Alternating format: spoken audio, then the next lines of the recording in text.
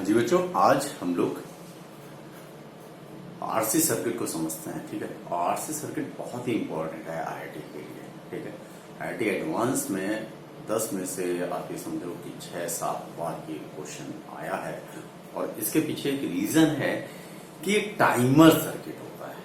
और टाइम आप जानते हो, टाइमर सर्किट अगर आप नहीं जानते तो मैं बता देता हूँ कि भाई जहां भी टाइमिंग की जरूरत होती है, चाहे आपका वॉशिंग मशीन हो उसमें आप टाइम सेट करते हो, ठीक है, या आपका जो कंप्यूटर, लैपटॉप या मोबाइल जो भी है उसमें टाइमिंग का बड़ा इंपॉर्टेंट फंडामेंटल होता है। इवन ट्रैफिक लाइट में आप देखते हो कि कुछ टाइम बाद ट्रैफिक लाइट कभी ग्रीन, रेड, येलो हो जाती है, वो भी सब टाइमर के बेसिस पे होता है। तो ये टाइमर सर्किट भी कहलाता है और इसलिए ये बहुत ही इंपॉर्टेंट है और इसका प्रैक्टिकल यूज बहुत है। इसलिए आरसी सर्किट को बहुत ही अच्छे से समझना होता है। ठीक है, और बहुत ही बेसिक कॉन्सेप्ट पे ये वर्क करता है। तो हम लोग we are talking about the RC circuit. इसको लोग चार्जिंग एंड डिस्चार्जिंग भी कहते हैं। Charging and discharging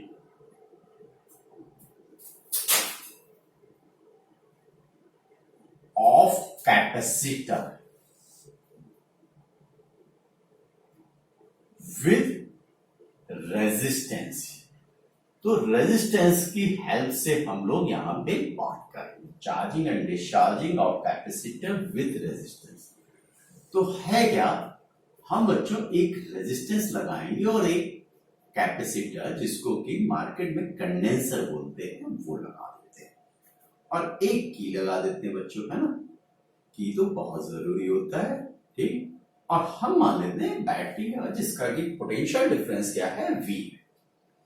resistance R है और कैपेसिटर क्या है, C। ये अभी इनिशियली जो कैपेसिटर लिया है इस पे इनिशियल चार्ज जो हमने कंसीडरेशन में लिया है, initial charge this is equal to 0 लिया हुआ है। अब ये अनचार्ज कैपेसिटर है। अब अगर ये अनचार्ज कैपेसिटर है और हमने इसमें की को बंद किया बच्चों, है ना, तो ये क्या होगा, ये कैपेसिटर चार्ज होना स्टार्ट हो जाएगा। और अगर कैपेसिटर चार्ज होना स्टार्ट हो जाएगा तो ये वाली प्लेट क्या होगी, पॉजिटिव चार्ज लेना शुरू करेगी, पॉजिटिवली चार्ज होगी। और ये वाली क्या हो जाएगी, दैट इज नेगेटिवली चार्ज होगी। ठीक है, ऑब्वियस सी बात है, इलेक्ट्रॉन जो होंगे वो यहां से निकल करके इस पे आएंगे। ठीक, या आप कह सकते हो पॉजिटिव चार्ज यहां से मूव करके इधर से आकर के इसकी पॉजिटिव प्लेट पे जा, ये भी आप कह सकते हो। ठीक, अब जिस समय ये चार्जिंग होगी उस समय इसमें एक करंट होगी। ठीक, और अभी इसको चार्ज होना, अभी ये इसने चार्ज होना स्टार्ट किया। तो जिस समय t इक्वल्स टू 0 पे अगर हम बात करें, अगर t इक्वल्स टू 0 पे हम बात करें तो यहां पे सिचुएशन क्या आएगी, ये करंट को फ्लो करेगा। कैपेसिटर जो है करंट में कोई भी ऑब्स्ट्रक्शन नहीं डालेगा, वो इसमें कोई भी व्यवधान नहीं डालेगा, कुछ भी नहीं करेगा, वो इसको पास होने देगा।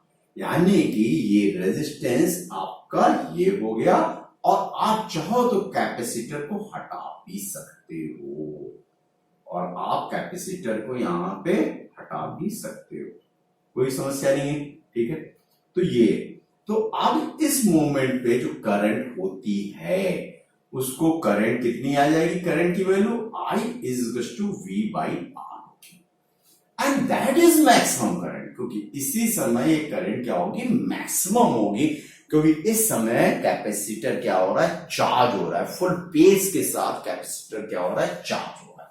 तो ये पोर्शन क्या हुआ आपका, चार्जिंग का आ गया। बहुत बेसिक, यहां पे एक पोर्शन चार्जिंग का आएगा, दूसरा आएगा ट्रांजिएंट पीरियड, जिस समय कैपेसिटर में थोड़ा तो आ गया चार्ज, और जैसे जैसे चार्ज हो रहा है कैपेसिटर, जैसे जैसे कैपेसिटर चार्ज हो रहा है इसके अक्रॉस क्या हो रहा है, पोटेंशियल डिफरेंस डेवलप हो रहा है। और अपने को एक चीज पता है कि अगर एक रेजिस्टेंस ये लगा है और एक बैटरी ये लग जाए V डैश की और एक बैटरी ये हो जाए V की, ठीक है। तो बट नेचर इन दोनों की पोलरिटीज, पॉजिटिव पोलरिटी एक दूसरे के साथ कनेक्टेड है। तो करंट धीमे धीमे क्या होती है, रिड्यूस करती है। तो ट्रांजिएंट पीरियड में करंट क्या होगी, धीमे धीमे क्या होगी, रिड्यूस करेगी। जैसे जैसे कैपेसिटर के अक्रॉस चार्ज बढ़ता जाएगा, उसके अक्रॉस पोटेंशियल डिफरेंस बढ़ता जाएगा, वो करंट जो होगी वो क्या होगी, डिक्रीज करने लगेगी। और यहां पे चार्ज क्या होगा, इंक्रीज करेगा, और इसके अक्रॉस जो वी डैश है, जो पोटेंशियल डिफरेंस हमने माना है, वो भी क्या होगा, बढ़ने लगेगा। तो ये बड़ा इंपॉर्टेंट पॉइंट है कि ट्रांजिएंट पीरियड में करंट धीमे धीमे क्या होगी, रिड्यूस होगी। फिर इसकी एक थर्ड स्टेट आती है, that is known as the steady state. Steady state को हम लोग कहते हैं fully charged capacitor, fully charged capacitor. तो जब कैपेसिटर बच्चों फुली चार्ज हो जाएगा तब क्या होगा, अब ये रेजिस्टेंस है, ठीक है, यहां पे ये कैपेसिटर है, और ये क्या है, बैटरी लगी हुई है, ये आपकी की थी, ठीक है, कोई दिक्कत नहीं है, और ये भी है। तो जब ये कैपेसिटर जो अपना है बच्चों, ये फुली चार्ज हो जाएगा, ध्यान से देखिएगा। तो इस पे चार्ज कितना है, क्यू है, इधर प्लस क्यू और इधर क्या है, माइनस क्यू। हाँ, जब ये फुली चार्ज होगा तो ये जो बैटरी का टोटल पोटेंशियल डिफरेंस है वो इसके अक्रॉस आ जाएगा। बैटरी का टोटल पोटेंशियल डिफरेंस क्या हो जाएगा, इसके अक्रॉस हो जाएगा, यानी कि यू कैन से कि V equals to Q by C हो जाएगा। अब जब इसी फंडामेंटल से आप देखिएगा, जब ये V डैश V के बराबर हो जाएगा तो इसमें नेट ईएमएफ कितना हो जाएगा, 0 हो जाएगा। और अगर ईएमएफ, नेट ईएमएफ सर्किट में 0 हो जाता है तो करंट क्या हो जाएगी, दैट इज इक्वल्स टू 0। यानी स्टेडी स्टेट में capacitor in steady state capacitor blocks DC current. तो कैपेसिटर जो है स्टेडी स्टेट में करंट को क्या करेगा, ब्लॉक कर देगा। और अगर करंट ब्लॉक कर दिया कैपेसिटर में तो रेजिस्टेंस का तो बच्चों को यूज ही नहीं रह गया, क्योंकि रेजिस्टेंस का काम क्या है, पोटेंशियल को ड्रॉप कराना। अब इसमें जब करंट नहीं है तो इसके अक्रॉस जो पोटेंशियल डिफरेंस होगा VR is to I into R, तो दैट इज टू 0 हो जाएगा, क्योंकि करंट क्या हो चुकी है, 0 हो जाएगी। तो ये तीन स्टेट आई, एक आपकी चार्जिंग की इनिशियल स्टेट में, ठीक है, t इक्वल टू 0 की बात कर रहे हैं, एक ट्रांजिएंट पीरियड और एक ये टाइम आता है। ये टाइम वैसे तो निकलता है t इक्वल टू इनफाइनाइट, ये टाइम जो थ्योरेटिकली निकलता है उसको हम क्या कहते हैं, t इक्वल टू इनफाइनाइट कहते हैं। अब हम लोग यहां पे इसको सॉल्व करते हैं और इसको समझते हैं कि कैसे ये वर्क करता है, ठीक है।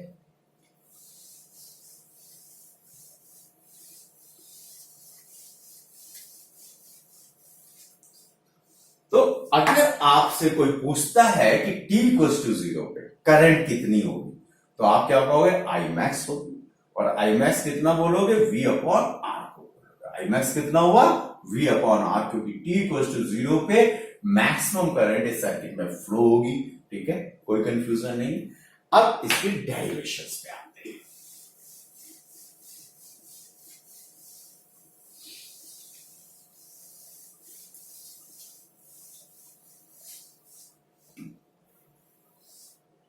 Charge of capacitor in RC circuit. RC circuit में हम चार्जिंग की बात कर रहे हैं। हमने बच्चों एक रेजिस्टेंस लिया, एक कैपेसिटर लिया, ठीक है, एक बैटरी लगा दी, ठीक है, की लगा दीजिए आप, ठीक है, की को आप क्लोज करिए, ठीक, इसका B कह दिया, इसका रेजिस्टेंस R और इसका C कह दिया, कैपेसिटेंस।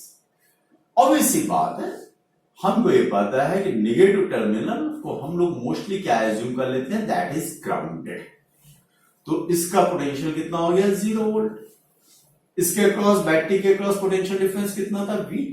तो इस पॉइंट का पोटेंशियल कितना हो जाएगा v, इसका पोटेंशियल क्या हो जाएगा v, ये जीरो, ये जीरो, ये जीरो, ये जीरो, ये जीरो, यानी इस पॉइंट का पोटेंशियल क्या होगा, जीरो। अब जो भी करंट इसमें फ्लो करेगी, ठीक है, आई, तो उसको देख लेते हैं। तो हम किरचॉफ लॉ की बात करेंगे, यहां पे पोटेंशियल कितना है, v है, ठीक। इसके अक्रॉस ड्रॉप कितना होगा, that is to I into R का पोटेंशियल डिफरेंस होगा। इस पे अगर हम मान लेते हैं कि किसी टाइम पे चार्ज q है, आ गया है, किसी एनी टाइम, किसी पर्टिकुलर टाइम पे इस पे चार्ज कितना है, q है, तो हम यहां पे लिखेंगे इस पॉइंट का पोटेंशियल v है, इस पॉइंट का पोटेंशियल हम क्या लिखेंगे, v माइनस आई आर लिखेंगे, ठीक। सो दैट इज इस पॉइंट से इस पॉइंट तक आए, ठीक है, यहां से v यहां ड्रॉप कराया, आई आर का ड्रॉप हो गया तो माइनस हुआ। यहां से यहां जाएंगे, पॉजिटिव से निगेटिव प्लेट की तरफ जाएंगे, पॉजिटिव प्लेट से निगेटिव प्लेट की तरफ अगर हम मूव कर रहे हैं तो फिर से पोटेंशियल का ड्रॉप होगा। So that is equal to minus Q by C, और हम फाइनल पोटेंशियल किस पे पहुंच गए, जीरो पे पहुंच गए। क्लियर हो गया। अब यहां से देखिएगा, this is equal to I R is equal to कितना हुआ, v minus Q by C, जिसको हम लिख सकते हैं vc minus Q by C लिख सकते हैं ऐसे। हम इसको भी लिख सकते हैं, i is equal to r को नीचे ले आए तो 1 अपॉन आर सी, और this is equal to vc minus Q लिख सकते हैं।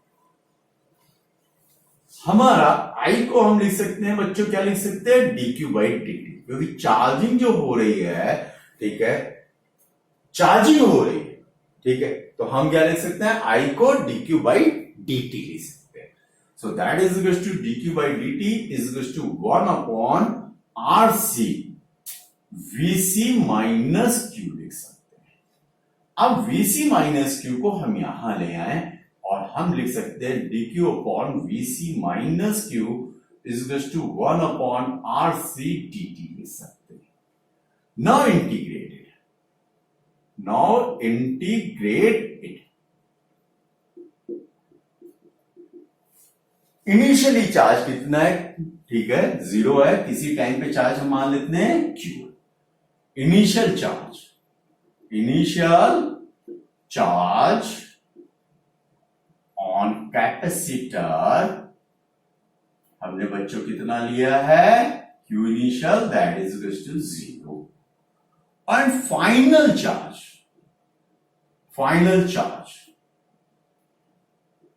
एट एनी टाइम, किसी पर्टिकुलर टाइम ऑन कैपेसिटर, किसी पर्टिकुलर टाइम पर की बात कर रहे हैं, फाइनल बिल्कुल वाले नहीं, ठीक है, स्टेडी स्टेट की बात नहीं कर रहे हैं, ठीक है, हमें फंक्शन बनाना है।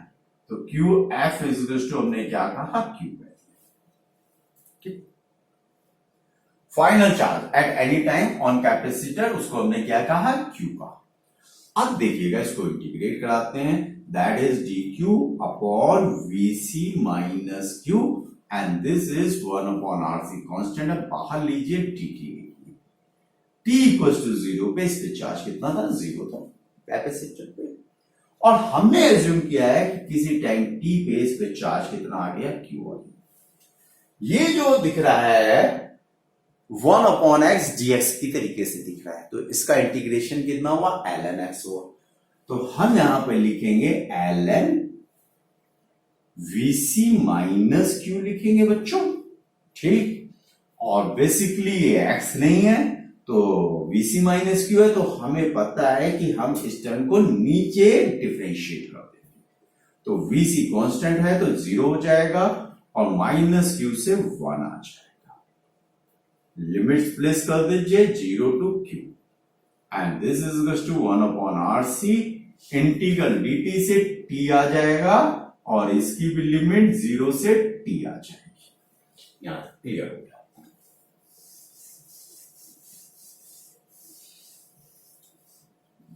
अब इसका जो -1 है, इसको मैं इस तरफ ले जाऊंगा और ये हो जाएगा ln vc minus Q, vc minus Q 0 to q, and that is equals to minus t by r6। ठीक है, थोड़ा इजी कर लिया, माइनस रहता तो थोड़ी सी दिक्कत हो सकती थी, इसलिए मैंने थोड़ा सा इजी कर लिया। अब यहां पर लिमिट प्लेस करेंगे तो ln vc माइनस क्यू को क्यू से रिप्लेस किया, फिर क्यू को जीरो से माइनस लगा के, तो that is minus ln vc आ गया, and this is equal to minus T by R C आ गया। इसको सॉल्व करते हैं, log m minus log n को हम क्या लिख सकते हैं, log m बाई n लिख सकते हैं। तो हम इसको भी लिख सकते हैं vc minus Q upon vc, and this is equal to minus T by R C. यहां पे इसको सॉल्व करेंगे, ए टू दी बेस ई होता है, छुपा हुआ होता है ना, हिडन होता है। तो जब हम इसका एंटी लॉग लेंगे तो हम लिख सकते हैं vc minus Q upon vc is equal to e to the power minus T by R C कहते हैं। अब vc में vc को डिवाइड करेंगे तो कितना आएगा, 1 आएगा, माइनस क्यू बाई vc आएगा, and that is equal to e to the power minus T by R C आ जाएगा। क्लियर हो गया सबको? अब आगे बढ़ते हैं भाई।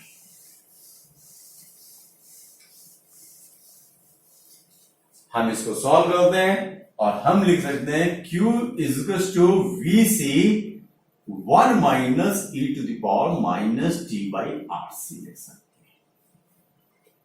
ठीक है, ये चीज आपको क्लियर हो गई होगी कि हमने इसको ऐसे भी लिख सकते हैं।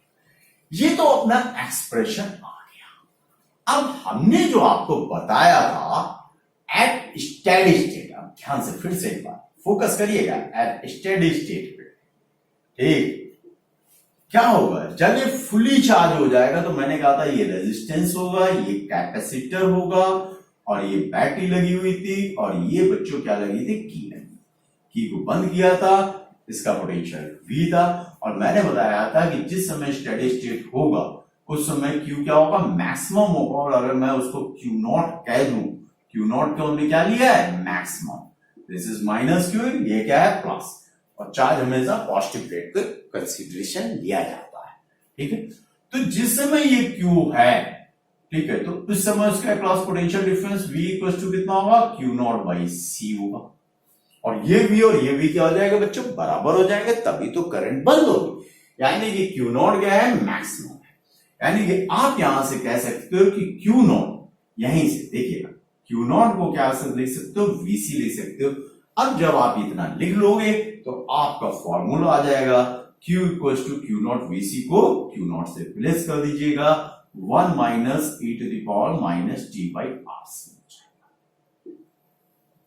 अब देखिएगा इस चीज को, ठीक है, ये जो फॉर्मूला आपका बन करके आया, इस फॉर्मूले में आरसी जो है, इसकी जो यूनिट आती है वो टाइम की आती है, that is very very important.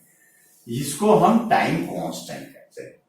RC की जो यूनिट आएगी, आप जब सॉल्व करेंगे आरसी की यूनिट को, तो this is equal to time आएगा, तो डायमेंशन इसकी क्या होगी, कैपिटल टी होगी, सिंपल।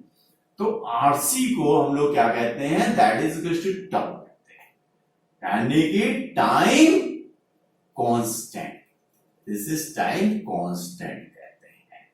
ठीक है, तो आप इसको लिख सकते हो Q equal to Q0 1 minus e to the power minus T by tau भी लिख सकते हो। ठीक है, so that is equal to Q is equal to Q0 1 minus e to the power minus T by tau लिख सकते हो, कोई दिक्कत नहीं। अब अगर हम देखें at t equal to tau, अगर एक टाइम कांस्टेंट बीत जाए, जब आपने स्टार्ट किया प्रोसेस, की को बंद किया, करंट फ्लो हुई, चार्ज हो रहा है, और एक टाइम कांस्टेंट बीत जाए, ठीक है, प्रोसेस में, तब Q की वैल्यू कितनी आएगी, तो that is equal to Q is equal to Q0 1 minus e to the power minus tau by tau लिख सकते हैं। टी की जगह में क्या रिप्लेस किया, टाउ से टाउ कैंसिल हो जाएगा, and that is equal to Q0 1 minus e to the power minus 1।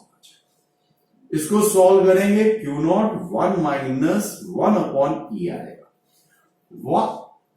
And this is equal to Q0 1 minus 1 upon 2.718 आ जाएगा। ठीक है, and this is equal to Q0 1 minus ये 0.37 आ जाएगा, यानी this is equal to 63.63 of Q naught. यानी कि एक टाइम कांस्टेंट के बाद कैपेसिटर जो है 63% क्या हो गया, चार्ज। यानी कि एक टाइम कांस्टेंट बीतने के बाद कैपेसिटर क्या हो गया, 63% क्या हो गया, charge.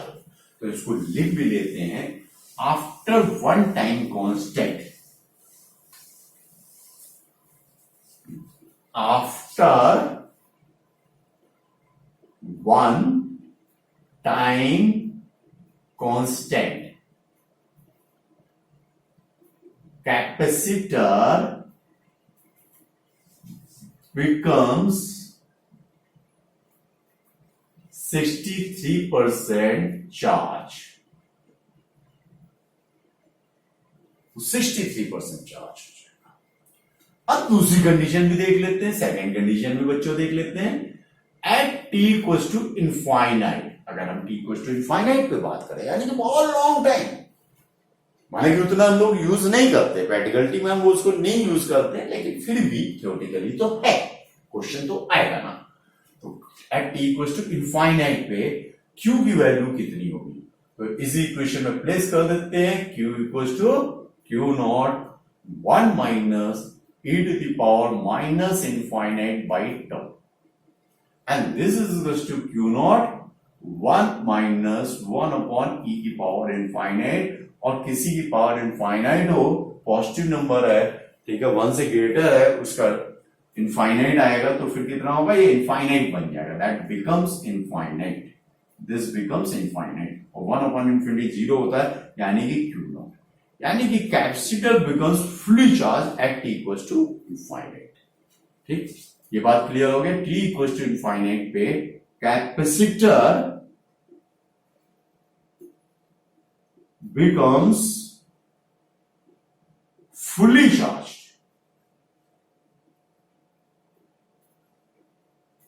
at t equals to infinite।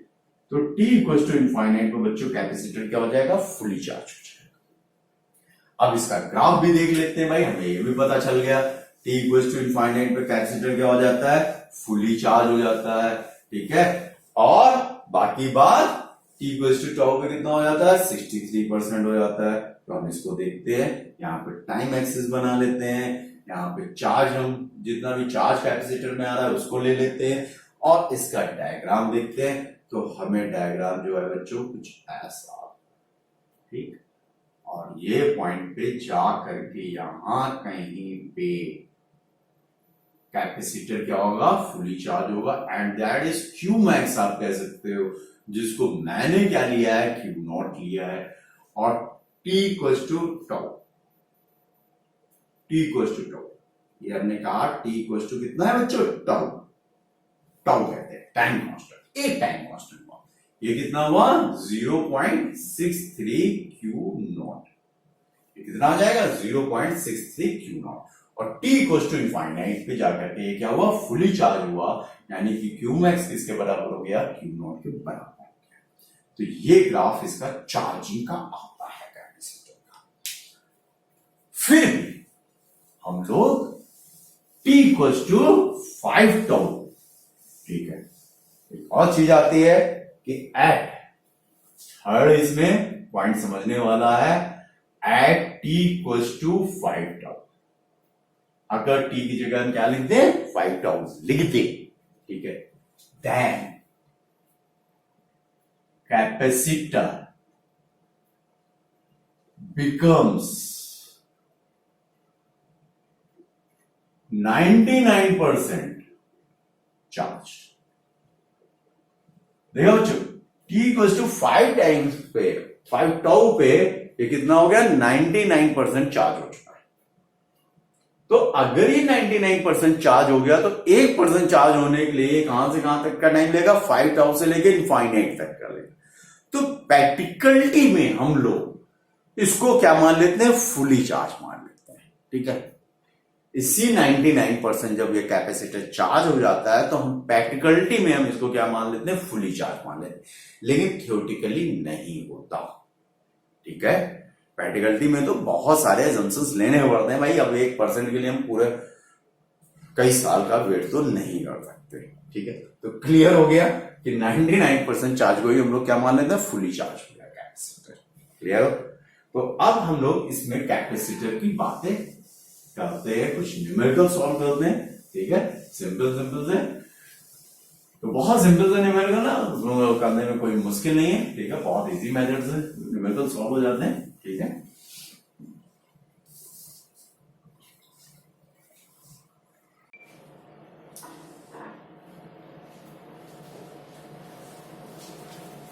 हाँ जी बच्चों, ये क्वेश्चन बहुत अच्छा क्वेश्चन है और ये बहुत ही बढ़िया क्वेश्चन है।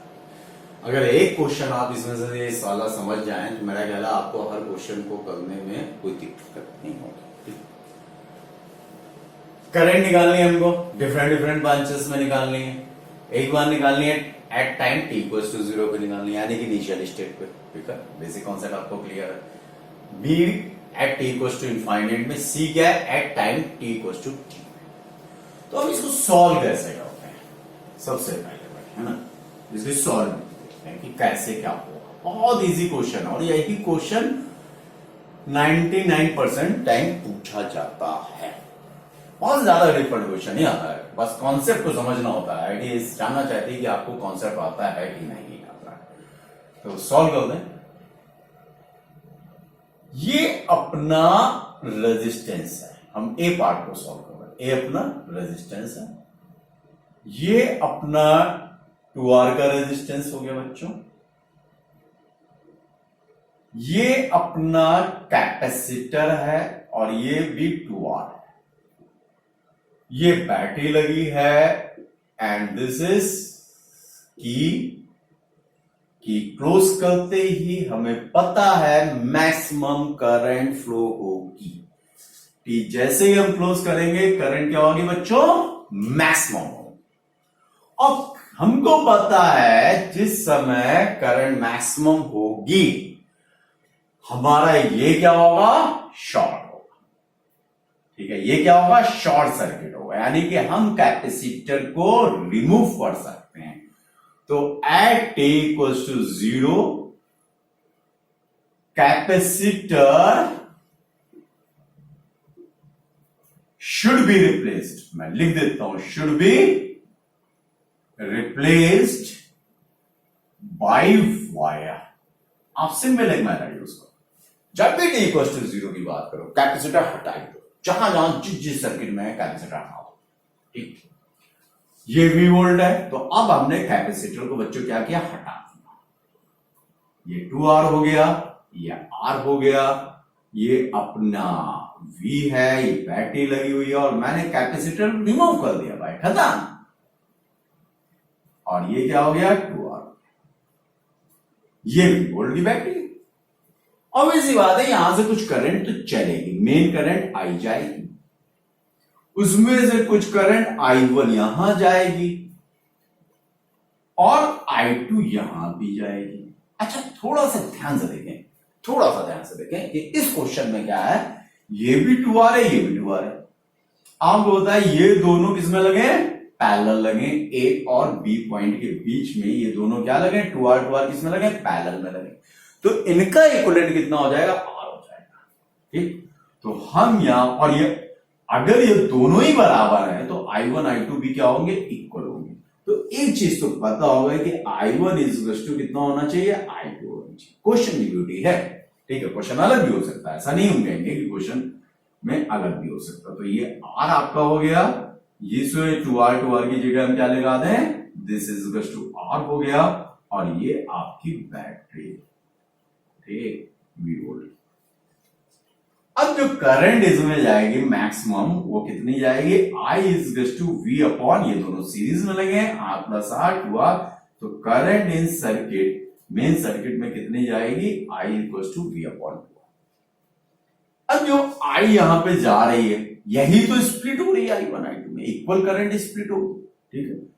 तो हम जब इक्वल करंट स्प्लिट होगी तो हम कह सकते हैं I1 और I2 हाफ हाफ हो जाएगी ना, तो that is to V upon 4R आ जाए। क्लियर हो गया? तो यहां पे इक्वल करंट आ रही है, तो ये कितना हुआ, I1 is to I2 is to V upon 4R। तो t इक्वल टू 0 का तो काम खत्म हो गया। इस वाले में कितनी जा रही है, I, कितनी हो गई V अपॉन 2R, इसमें कितनी हो गई V अपॉन 4R, इसमें कितनी हो गई V अपॉन 4R। अब हम लोग बात करते हैं बी पार्ट की, ठीक है। तो बी पार्ट क्या कहता है, at t equal to infinite, ठीक। तो t इक्वल टू इनफाइनाइट पे हमको क्या पता है, at t equal to infinite capacitor becomes fully charge. तो कैपेसिटर बच्चों क्या होगा, फुली चार्ज हो जाएगा ना, and stop the current in that branch, सिर्फ उसी ब्रांच में, in that branch where it is presented, जहां पे ये क्या है, प्रेजेंटेड, प्रेजेंट, ठीक है। जहां कहीं पे भी ये प्रेजेंट है वहां पे ये क्या करेगा, करंट को क्या करेगा, स्टॉप कर देगा। और बच्चों अगर ये करंट को स्टॉप कर रहा है तो ये R हो गया, ये बच्चों क्या हुआ, 2R अपना है। तो भाई अब जब ये इसने करंट को स्टॉप भी कर देना है, ठीक है, तो करंट तो इस वाली ब्रांच में नहीं जाएगी ना। देख लीजिए, बनाते हैं जरा, ये कैपेसिटर हो गया, ये रेजिस्टेंस है अपना, ठीक है। तो यहां पे ये आपका बैटरी लगी हुई थी, की लगी हुई थी, बंद किया था, t इक्वल टू इनफाइनाइट की बात आप कर रहे हो।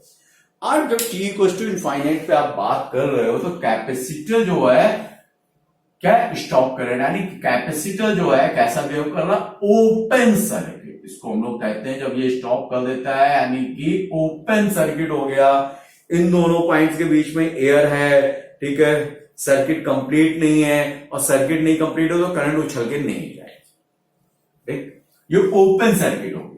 अब जब ओपन सर्किट हो गया तो इस वाली ब्रांच में करंट कितनी होगी, 0 होगी।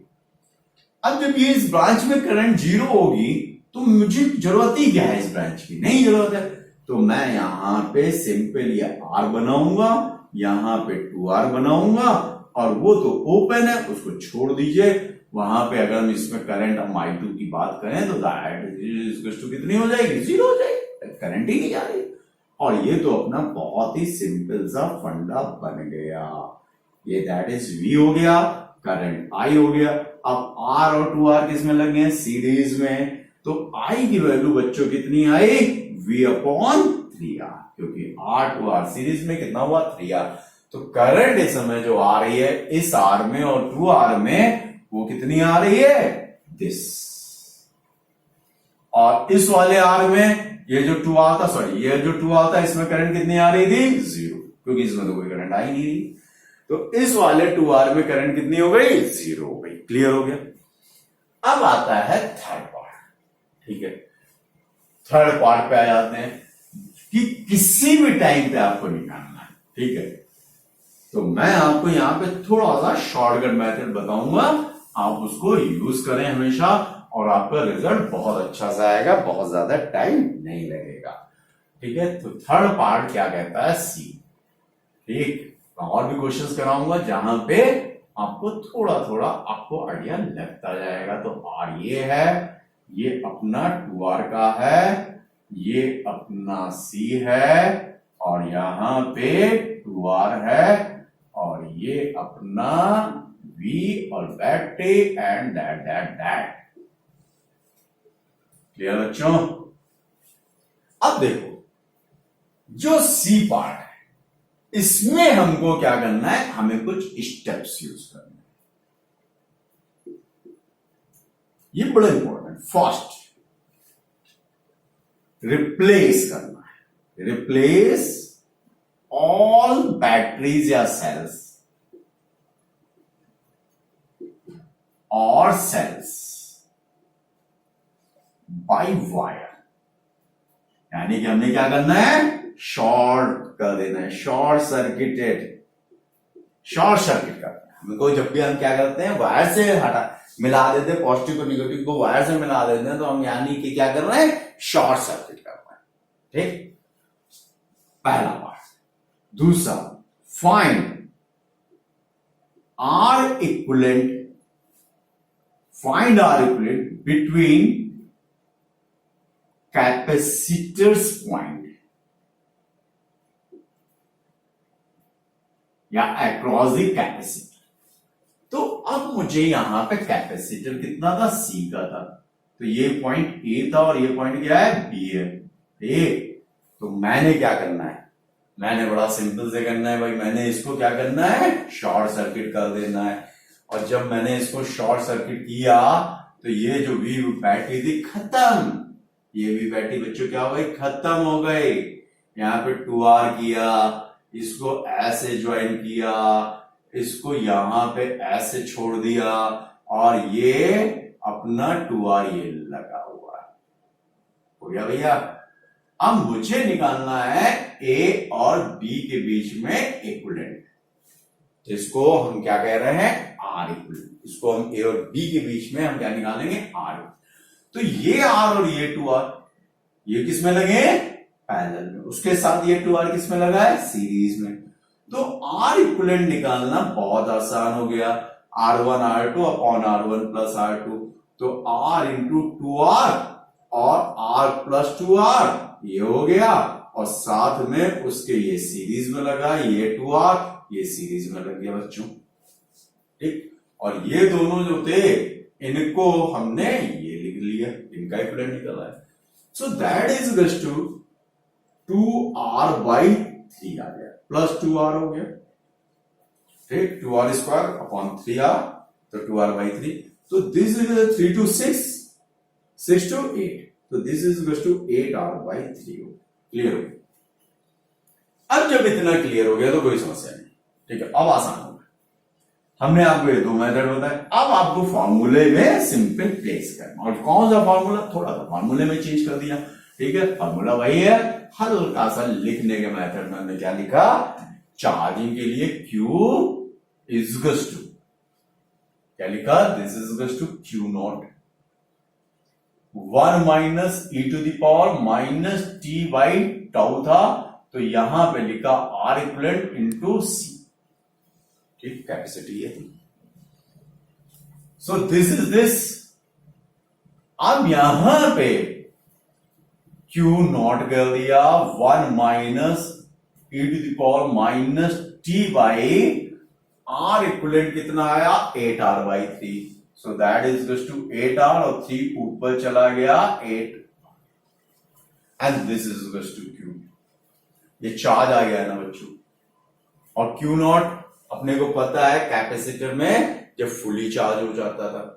ठीक है, तो वो हमें पता है। ठीक है, कैसे निकालते हैं वो भी देख लेंगे। ठीक है, तो दिस इज, इसको डिफरेंशिएट करें, differentiate it with respect to t, time के रिस्पेक्ट में डिफरेंशिएट करें तो करंट आ जाएगी ना। तो I इक्वल्स टू कितना हुआ, Q नॉट ये रहा। ठीक है, dq बाई dt। ठीक है, I equals to dq by dt, तो dq बाई dt मैं कर रहा हूं और कुछ नहीं कर रहा हूं, Q नॉट। अब इसका हुआ 0 माइनस, ठीक, 1 का कितना हुआ, 0। e की पावर x का e की पावर x होता है, तो e की power minus 3t by 8RC ये आ गया। अब इसको चेन रूल से इस वाले पोर्शन को हमें क्या करना पड़ेगा, डिफरेंशिएट करेंगे। तो इसको डिफरेंशिएट करते हैं, तो that is equals to with respect to t करेंगे तो ये आएगा माइनस 3 अपॉन 8RC। तो माइनस माइनस प्लस हो जाएगा, तो that is equals to Q naught 3Q naught upon 8RC, and this is equals to e to the power minus 3t upon 8RC। ये अपनी करंट एट एनी टाइम आ गई, current eight any time आ गई, कोई problem नहीं।